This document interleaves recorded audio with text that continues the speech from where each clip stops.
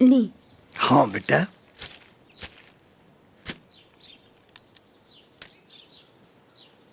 ए बिटिया पतोहू के भी चाह पानी पूछ लिया। हाँ बाबूजी, भाऊजी के देके तभी आप लोग के देनी है। ए बिटिया ओकर ख्याल रखिए। का कि ओकर बाबूजी तो पहला ही साथ छोड़ देले रहला। बेचारी बहुत उदास बिया, तनी समरिया ओके।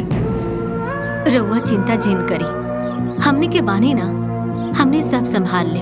हाँ बाबूजी, आप परेशान मत होई, सब ठीक हो जाए। सही बा।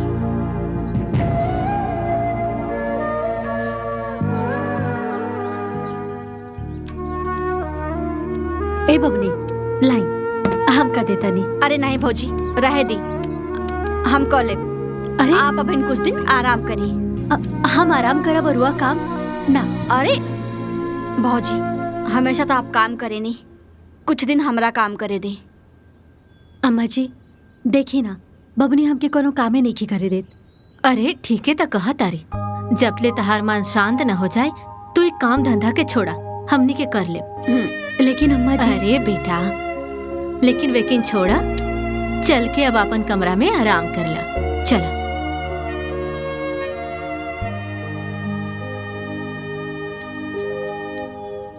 बतावा, 4 महीना हो गई माई के गुजरल, और जब से माई गुजरल बाड़ी तब से कौनो भैया झांके ना अइले। हाँ दीदी, आल जाल तो छोड़ी, केहू खोज खबर भी ना ले ले।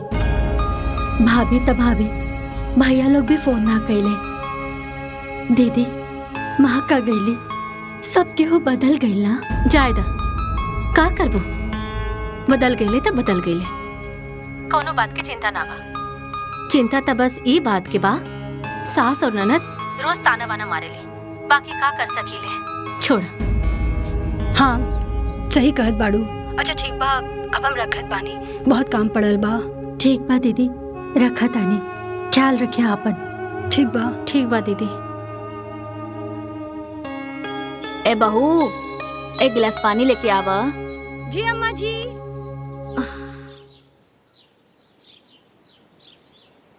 ली। ए बहू, तोहरे मैके से फोन उन आवेला कि ना? जी आवेला। काहे? अरे वैसे ही पूछ लेनी, तीज के समय चलता ना, सबके मायके से तीज आ गइल बा, तो हम सोचनी तोहरो घर से भी आई। अइबे करी है, और फिर ना आई तो का हो जाई। बहुत तब होगले, उ लोग के जिम्मे और कोनो काम ना बाका।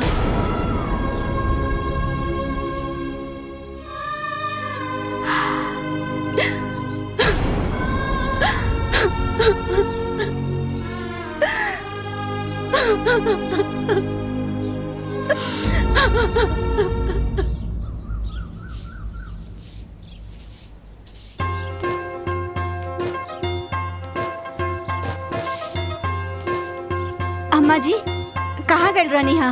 कब से चाय बना के जोहत रहनी हा। रसोई में रखल बा, जाके छान के पी ली। अरे हम चाय ना पियब। काहे? कैसे कि हम गइल रहनी बिरजू के घरे, उनके पतों के तीज आइल बा, तो हमरा के दिखावे लगली, तो हम चाय ओइजे पी लेनी है। ठीक बा। अच्छा दुल्हन जी, तार भैया नावत बड़े हो, वो तो एकदम भुला गईले। समय ना मिल पावत हुई, यही से ना आवत होखिए। एमे इतना सोचे के का बात बा? अरे पहले बड़ा फुदुक फुदुक के आवत रहले, हर घड़ी एजे रहत रहले, आज काम में इतना बिजी हो गइल बड़े। अरे कम से कम बेटी बहन के 30 त्योहार तो पठवा देवे के चाही, ओकर खोज खबर तो ले लेवे के चाही दुल्हन। राखी आ गइल बा, हमने उजा जाए के बानी, खोज खबर भी हो जाई, और भैया भी ये सोच ले होखिया।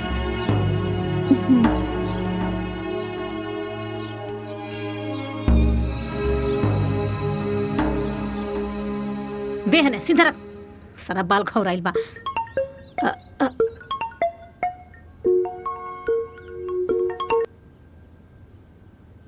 हेलो। हाँ हेलो भौजी, प्रणाम। हाँ हाँ, खुश रहे बाबूनी। आज किशन के जन्मदिन बाना, त मनावल जाई ना? अरे बाबूनी, एक जन्मदिन ना मनी, रउआ तो जानते बानी कि माँ जी के गईला अभी सालों भर ना भइल, ऐसे में कैसे जन्मदिन मनी? जाए दी भाभी, कोनो बात ना, किशन बा का हो जा। हाँ ले बात करे, बात कर। हेलो। हाँ बुआ प्रणाम। खुश रहा बेटा, हैप्पी बर्थडे। थैंक यू बुआ। खूब खुश रहा, खूब आगे बढ़ा हमार बच्चा। बाय।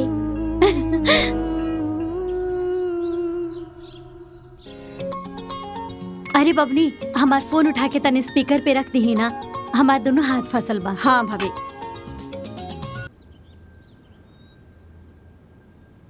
हेलो सानली बिटिया। हाँ चाची प्रणाम। खुश रहा बिटिया, ठीक बाड़ू ना? हाँ हम एकदम बढ़िया बानी, रहुआ आपन बताई। हम भी ठीक बानी, बस तोहरा लोग के इंतजार करत बानी। कल आवत बाड़ू ना अपने भतीजा के बर्थडे में? भतीजा के बर्थडे में? ना हम तो ना आवतानी। काहे बिटिया, का हो गइल?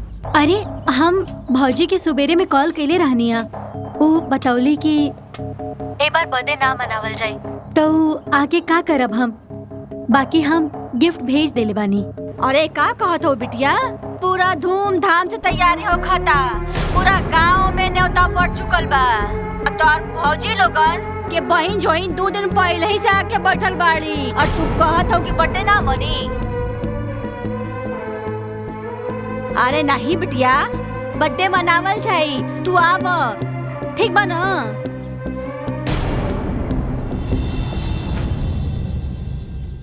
अम्मा लागत है हमार नैहर छूट जाई। जाए दा दुल्हन, उ लोग के इच्छा ना बा त मत जा। मान के पान नीक होखेला, अपमान के ना। वैसे भी माई से नैहर होखेला, माई ना त नैहर ना। हाँ भौजी, तू अपन मन छोटा मत करा, भुला जा नैहर के। कैसे भुला जी यहाँ पर नैहर के बबनी, वो नैहर के भूल जाई जहाँ हमार बचपन बीतल। हम कैसे करी, क्या वो नैहर के भुला जाई जहाँ हमार माई बाबूजी के प्यार दुलार के याद रहल। ठीक है कहा तारू, कैसे भुला जाइबो, बाकी करबो का। अच्छा ठीक बा, मन ना माना था त जा, अब बहिन लोग के भी फोन करला, तीनों लोग मिल के जा। अरे हक से जा। अरे हाँ त नैहर है ना, नैहर माने अपन घर, केहू बुलावे चाहे ना बुलावा, तू लोग जा घूम के आवा।